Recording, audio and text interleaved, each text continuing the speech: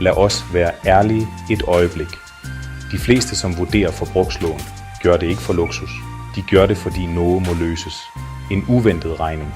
Flere små lån, som har blivet dyre. Eller fordi økonomien ret og slet er blivet for trang. Du er ikke alene. Tusindvis af nordmænd vurderer forbrugslån hvert eneste år. Ikke fordi de vil tage mere risiko, men fordi de vil få kontrol.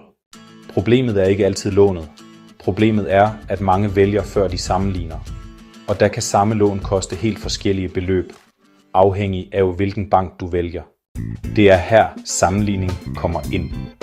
Når du søger gennem en side, kan bankerne konkurrere om dig. Du får flere tilbud. Du ser renten, du ser totalkostnaden, og du bestemmer selv. Ingen forpligtelser. Ingen krav om at takke ja. Ingen påvirkning på valget dit. Du får oversigt, før du tager en beslutning. Hvis du vurderer forbrugslån eller refinansiering, bør du altid starte med at sammenligne. Jeg har lagt linken under videoen. Klik dig ind. Tjek alternativerne dine.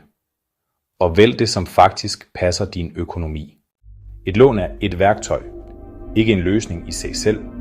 Men rigtig valg kan give dig ro, oversigt og bedre kontrol på økonomien.